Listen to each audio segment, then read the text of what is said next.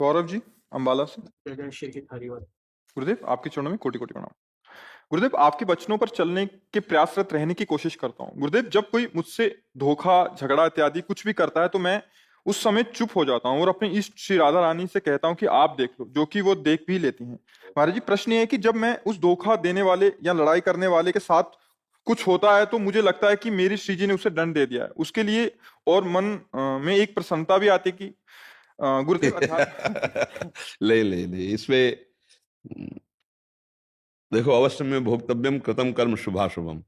अगर अशुभ कर्म करेगा तो आप बोलो या ना बोलो, उसको तो भोगना ही पड़ेगा।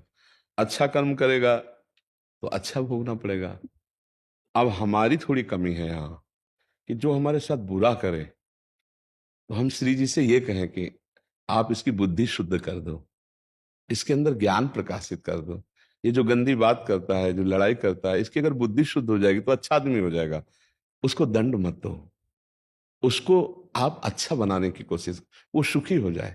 दंड देने से अगर वो दुखी हुआ तो उसकी बुद्धि थोड़ी सुधर जाएगी, वो और अपराध करेगा। तो हम भक्त हैं, हम भगवान के जन हैं, हम उसका मंगल चाहें कि हे भगवान, आप कृपा करो, ये गलत कर रहा है, इसकी बुद्धि ठीक नहीं है, आप इसकी बुद्धि शुद्ध कर दो, इसको आनंद मिले, इसका जीवन सुख में हो जाए, इसलिए लाडली इस पर कृपा कर दो।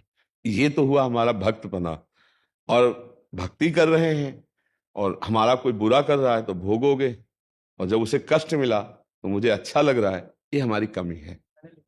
हाँ हाँ, तो ये हमारी कमी, इसको हमें दूर करना चाहिए। इसे हमें, अगर हमारा भाई, हमारा मित्र, हमारा पड़ोसी या हमारे गांव का या हमारे देश का, वो ऐसे ही जैसे हमारे घर के लोग हैं, हम अपनी छोटी बुद्धि के कारण अपने घर को एक छोटा मान लेते हैं, वैसे हम भारतीय हैं, वैसे हम विश्वात्मा भगवान के हैं, तो पूरा विश्व हमारा है। अब जैसे हमारे दांत से हमारी जबान कट जाए तो हम किसको गाली देंगे? नहीं, हम सह जाते हैं ना। ऐसे हम सहना सीख जाएं तो हम बहुत अच्छे हो जाएंगे और आपका प्रभाव पड़ेगा। यदि आप किसी से द्वेष नहीं करते हैं, किसी को कष्ट देना ये हमारा नहीं, द्वेष मिटाकर उसको हृदय से प्यार देना, ये हम वैष्णव का, हम भक्तजनों का, हम भगवान के हम सत्संगी हैं। वो बेचारा सत्संग नहीं प्राप्त किए, हम भजन करते हैं, वो संसारी है, हमको उस पर दया करनी है। जैसे अपना छोटा बच्चा गोद में चढ़ जाए, बाल खींचने लगे, तमाचा मारे, तो हंसी ही तो आएगी। कोई कहे यार तुम्हारा अपमान कर दो, बोले पागल हो, बच्चों का कहीं अपमान माना जाता? वो तो खेल रहा है, उसको क्या पता किल की दाढ़ी में लग रहा है, वो तो ऐसे स्वाभाविक खींच रहा है। ऐसे हम देखते हैं बच्चे हैं, वो भले बड़े हैं लेकिन है तो बच्चे ही, भूल चुके हैं, उनके अंदर ज्ञान नहीं, इसलिए हमें पीट रहे हैं, वो हमें गाली दे रहे हैं, हमारी निंदा कर रहे हैं, पर है तो हमारे परिवार के, हमारा भी परिवार। जब ईश्वर हमारे तो सब हमारे ईश्वर के हुए ना, तो सब हमारा परिवार हुए ना, ऐसे भक्त सोचता है। इसीलिए वो सामर्थ होते हुए भी, सब सामर्थ होते हुए, मतलब भागवतिक दंड दे सकता है, शारीरिक दंड दे सकता है, व्यवहारिक दंड दे सकता है, सब सामर्थ्य है, वो चुपचाप से लेता है। जैसे दांत से जबान कट जाए तो किसको बोलेंगे, अपने हाथ से अपने चोट लग जाए तो किसको बोले? ऐसा कई बार होता है कि हम चाकू आदि से कुछ करना चाहते हो, हमारा ही हाथ कट जाता है, अब किसको बोले? चुपचाप सह जाते हैं। ऐसे ही सहना चाहिए, और जो हमें कष्ट दे यदि उसे दंड मिले तो हमें दुखी होना चाहिए, प्रभु नहीं, प्रभु नहीं। जैसे हमसे कभी ऐसा हुआ कि किसी ने बहुत क्लेश दिया, जीवन है पूरा, जीवन में तो हर तरह के जीवन थे, और फिर उसको दंड मिला तो तत्काल श्री जी से नहीं नहीं नहीं नहीं प्रभु, नहीं नहीं नहीं, कदापि नहीं, करुणा अगर हम पर थोड़ी भी है प्रभु तो इसको आप चंगा करो, इसको कष्ट मत दो प्रभु, उसकी गलती, उसकी बुद्धि ठीक करो ना। हम कह शराबी है तो घृणा मत करो, शराब से घृणा करो, शराब छुड़वा दो, बहुत बढ़िया आदमी हो गया। तो बुराई है, भगवान से प्रार्थना करके मिलके और बुराई दूर कर दो, बढ़िया हो गया। वो थोड़ी बुरा है, बुराई है बुरी, बुराई निकल गई, वो महात्मा हो गया, वो अच्छा आदमी हो गया। भक्त में और भगवान में ये अंतर है, जब भगवान अवतार लेते हैं तो बुराई करने वालों का विनाश करते हैं, और जो भक्त का अवतार होता है तो बुराई करने वालों को नहीं, उनकी बुराई को नष्ट करके बुराई करने वालों को महात्मा बना दिया, बुराई करने वालों को महात्मा बना दिया और उनकी बुराई छोड़। इसीलिए मोरे मन प्रभु बस विश्वासा, राम ते अधिक राम कर दासा। भगवान है सबके हृदय में, पर माया परेशान किए, और भक्त हो जाए, भक्त का सानिध्य मिल जाए तो दुनिया को माया ठगती, भक्त माया को ठग के निकल जाएगा। माया नहीं ठग पाएगी, क्योंकि गुरु का कृपा प्रसाद नाम चल रहा है, विवेक है, तो माया ठग नहीं पाएगी। इसलिए हमें चाहिए कि दूसरों के दुख में हम खुद दुखी हों और दूसरों को सुख देने की भावना करें।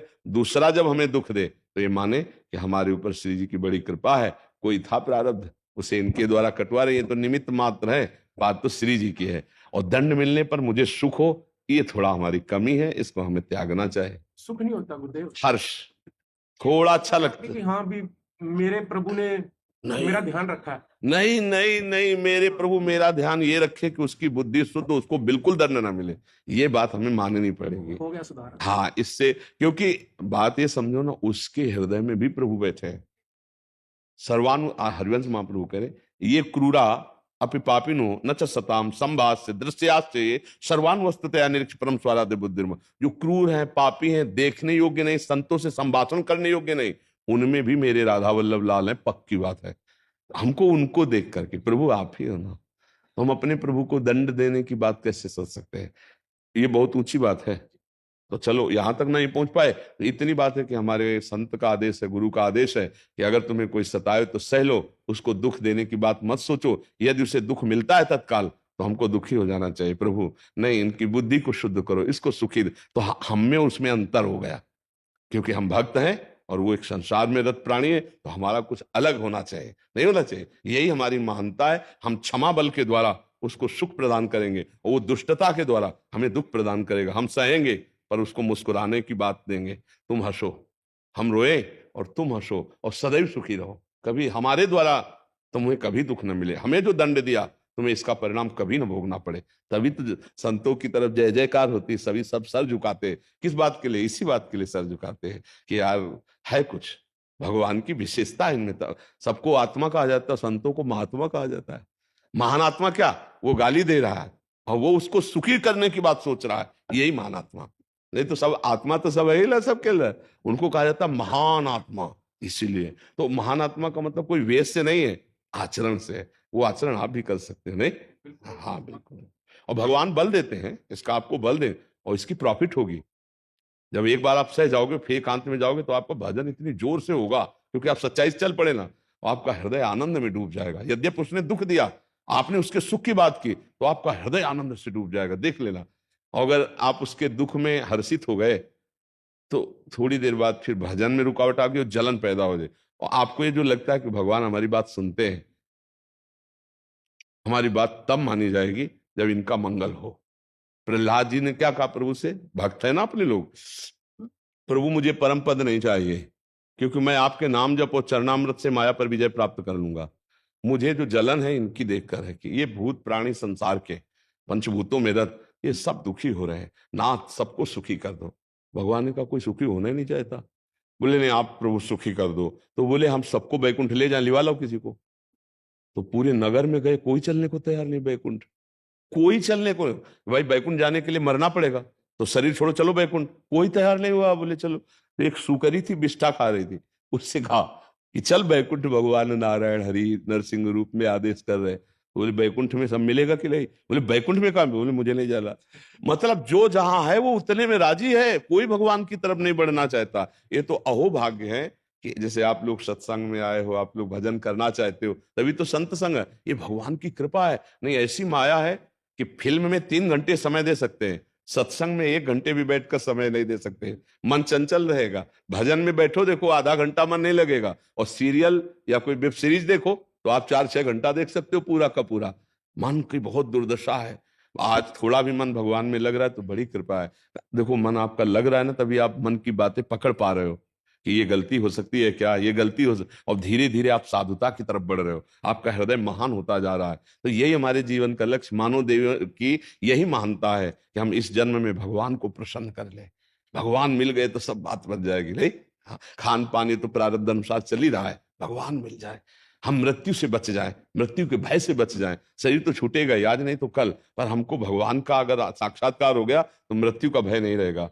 भय नहीं रहता, जैसे कपड़ा उतारा और चले अपने घर, ऐसा होता है। हाँ मंगल सिंह जी हिमाचल से। जी। श्री हरिवंश महाराज जी, आपके चरणों में कोटि कोटि प्रणाम। प्रभु जी, मैं न्यूजीलैंड में बिजली विभाग में कार्यरत हूँ। कभी कभार निरीक्षण हेतु विभिन्न इकाइयों में जाना पड़ता है, जहाँ जैसे हवाई अड्डे, अस्पताल, वृद्धाश्रम इत्यादि। परंतु कभी कभी मीट काटने वाले उद्योगों में भी जाना पड़ता है, जहाँ ये सब कृत्य होते हैं, ऐसी जगह पर कभी कभी मन नहीं होता जाने का, नाम जब निरंतर चलता रहता है नहीं, मन में? इसमें कोई निषेध नहीं। सेवा विभाग कह है। रहे पाप तो नहीं लगेगा? नहीं नहीं, सेवा विभाग है। मान लो आप कहीं धर्म स्थल में हैं तो वहां चले गए और वहां जहां मान लो ऐसे कृत्य हो रहे हैं, आपका विभाग है, आप अपने कार्य को देख रहे हैं, ना कि आप कोई पापाचरण कर रहे हैं। अब वो विभाग में कहा, अब एक बिजली में भागवत पढ़ रहा है प्रकाश में, एक बिजली में पापाचरण कर रहा है। आपको दोनों की इन क्रियाओं से मतलब नहीं है, आपको बिजली से मतलब है। आप अपने विभाग को देख रहे हैं, आप उसमें कोई सहयोग थोड़ी कर रहे हैं, आप उसमें कोई, और ना आप हस्तक्षेप कर सकते हैं। मानो जहां ये इस तरह के विदेशों में कार्य हो रहे हो तो वहां आर भी आ रही सभी, तो आपके हस्तक्षेप से कुछ होगा क्या? तो आपका एक विभाग है। अगर आप स्वयं वध करते होते, स्वयं खाते होते, तो हम आपको निषेध करते हैं। पर आपका विभाग है, आप कह रहे हो कभी हवाई अड्डे पर जाना हुआ, कभी अमुक जगह जाना हुआ, कभी अमुक जगह जाना हुआ, तो आपका विभाग बिजली का है, आपको उसको ठीक करना है। अब मान लो आप चाहे सरकारी हो या प्राइवेट हो, आपका कार्य बिजली है, और उस बिजली का प्रयोग कौन कहाँ कैसा करता है ये उसको दंड मिलेगा। आपको तो बिजली का विभाग है, इसलिए उसमें नहीं देखना है। नहीं, हाँ, वो आपका विभाग, कोई आप उसमें पाप की प्रेरणा थोड़ी दे रहे हैं, आप कोई पाप का कार्य थोड़ी कर रहे हैं। तो आपको जहां भी बिजली के विषय में जाना होगा तो चाहे सरकारी भेजा जाए या प्राइवेट, आपको कोई कंपनी भेजे तो आपको जाना तो वही होगा, और वो कार्य अपना करके चले आना होगा। मुझे लगता है आप अपने कार्य के लिए जाते हैं, आप कोई उसमें पापाचरण तो नहीं कर रहे हैं जी। राधे राधे महाराज जी। महाराज जी, आपके चरणों में कोटि कोटि प्रणाम। महाराज जी, मैं पिछले 3 वर्ष से मांस बेचने का कारोबार कर रहा हूँ। जब आपका सत्संग सुना तो राधा नाम में प्रीति हुई, लेकिन स्वयं में मांस नहीं खाता था। जैसे जैसे राधा नाम जपता गया तो मांस बेचने के कारोबार से मुझे घृणा होने लग गई। महाराज जी, फिर सड़क से फिसलने के कारण मेरा पैर टूट गया, तो मैंने इसे श्री जी की कृपा माना और पिछले 6 महीने से मैंने मांस का कारोबार बंद कर दिया। क्या महाराज जी अब मेरा कल्याण हो जाएगा? क्योंकि अगर मैं राधा नाम जप करूं निरंतर तो क्या मुझे पाप तो नहीं लगेगा जो मैंने पिछले कर्म किए हैं? उसका मुझे कैसे महाराज जी निर्धारण कर? बात पर विश्वास करो। नाम संकीर्तनम यस्य सर्व पाप प्रणाशनम। सर्व, सर्व शब्द लिखा है, सर्व में भूत, वर्तमान और भविष्य में भी होने वाले। गीता जी में भगवान ने कहा, सर्वधर्मान परित्यज्य मामेकम शरणम ब्रज अहम त्वाम सर्व पापेभ्यो मोक्षयिष्यामि मां शुचः। मां शुचः, मैं तुम्हें पवित्र करूंगा। अहम त्वाम सर्व पापेभ्यो, मैं तुम्हारे सारे पापों को नष्ट कर दूंगा। श्री भगवान कह रहे हैं, भगवान की शरण में होकर पूर्व में जो गलती हुई हो गई, अब लो नशानी, अब ना नशे हो, आज तक किया अब नहीं करूंगा, सब नष्ट हो जाएंगे। विश्वास कीजिए। अब शारीरिक जो भोग है उनको अपनी भक्ति से मत मिलाइएगा। जब आपका शरीर निर्माण हुआ उसमें 2 प्रकार के कर्मों का प्रयोग हुआ, शुभ और अशुभ। शुभ कहते हैं पुण्य को, अशुभ कहते हैं पाप को। और पुण्य का फल होता है सुखद और पाप का फल होता है दुखद। तो दोनों से शरीर की रचना हुई। अब जो आप अभी किए, ये नई खेती थी। अब जो आप कर रहे हैं इस नई खेती में आग लगा रहे हैं। पुराना जो आपका गोदाम जमा है, अधिक भजन करेंगे वो भी नष्ट हो जाएगा। अब इस शरीर का जो भोग है वो भोगना पड़ेगा। जैसे अभी ने कहा, पैर फिसला, पैर टूटा, इसका तुम्हारी इस जन्म के मांस बेचने से या भक्ति से इसका कोई लेना देना नहीं। समझ पा रहे हो? हमारी जन्म से लेकर मृत्यु तक प्रारब्ध की रचना हो चुकी है, सुखद और दुखद घटनाओं की। ये सबके लिए, पशु मनुष्य देवता कोई भी हो, सबका विधान है। अब इस केवल मनुष्यों में छूट है। आप नया कर्म करके इस शरीर से मुक्त हो सकते हो, या नया कर्म करके और भ्रष्ट हो सकते हो। दुर्गति अपनी कर सकते हो या सदगति कर सकते हो। इनको तारतम्य को नहीं जोड़ना चाहिए भक्ति से कि अब जब से हमने भजन किया, मांस बेचना छोड़ा, तो हमारा पैर फिसल गया और पैर टूट गया और बड़ी समस्याएं आनी प्रारंभ हो गई। ये समस्याएं आनी ही थी, तुम भजन करो या ना करो। समझ रहे ना? इस शरीर का भोग बड़े बड़े महापुरुषों को भोगना पड़ा है, क्योंकि शरीर रचने के समय निश्चित हो चुका था। जैसे इस शरीर का मां के गर्भ से ही रचना थी, पॉलिसिस्ट किडनी। अब वो जब 35 वर्ष के हुए तब उसका पता चला। तो वो जन्म से पहले ही है। ये हमारी नई खेती है भजन, लेकिन पूर्व जो हमारी खेती है वो ये भोग है। अवश्य में वो भोक्तव्यम कृतम कर्म शुभाशुभम। अब जो हमारे भजन का फल है वो 2 को नष्ट करेगा। एक जो नवीन हमसे इस जन्म में कर्म हो गए जिसे क्रियमाण कहते हैं, और एक पूर्व संचित जो बहुत जन्मों का किया हुआ पाप और पुण्य का गोदाम है, उसे संचित कर्म कहते हैं। संचित कर्म और क्रियमाण दोनों भस्म हो जाएंगे भजन से, और प्रारब्ध को भोगना पड़ेगा। तो शरीर रहते हुए प्रारब्ध को भोग लिया, क्रियमाण नष्ट हो गया, संचित नष्ट हो गया, वो जीवन मुक्त होकर भगवान को प्राप्त हो गया। विश्वास करो, घोर पापी भी यदि ये समझ जाए कि मेरे से गलती हो रही थी, अब मैं सुधार करता हूं, तो अब भी चांस है उसका भगवत प्राप्ति का, अब भी आपके लिए चांस है, अभी तो आप बिल्कुल निकल सकते हो। धैर्यपूर्वक जो दुख सुख आवे, सुख में फूलो नहीं, दुख में भूलो नहीं, शोक मत करो और अपने कर्तव्य का पालन करो। अब दूसरों को सुख देने वाले कार्य करो, जिससे समाज को सुख हो, हमारे राष्ट्र की सेवा बने। एक की भी सेवा राष्ट्र की सेवा मानी जाएगी। कोई बीमार पड़ा है, किसी का एक्सीडेंट हो गया, आप उसको अस्पताल पहुंचाओ, आप उसकी सुरक्षा करो, धन से शरीर से किसी एक की सेवा बन गई तो बहुत बड़ा लाभ मिलना शुरू हो जाएगा। पर हित सरिस धर्म नहीं भाई, और पर पीड़ासम नहीं अधम। इससे बड़ा कोई पाप नहीं दूसरों को दुख देना, और दूसरों को सुख देने जैसा कोई पुण्य नहीं, कोई धर्म नहीं है। तो अभी तक जो गलती हुई उसका मार्जन होगा, दूसरों को सुख पहुंचाओ और नाम जप करो, निश्चित मंगल हो जाएगा। वृंदावन में बैठ के कह रहे हैं, इस पर विश्वास करो, क्योंकि विश्वास से ही भक्ति का जागरण होता है। बिन विश्वास भगति नहीं, ते बिन द्रवहि न राम, और राम कृपा बिन सपन्यु, जीव न लह विश्राम। हित ध्रुव जो विश्वास है, तब ही सुधरे बात, ना तर माया पंथ में फिरे जो टक्कर खात। विश्वास कर लो, ये किसी पैसे से नहीं खत्म होने वाला था। तुम हृदय से शरणागत होकर नाम जप करो, उसके लिए कह रहा हूं, सब ठीक हो जाएगा, सब ठीक हो जाएगा।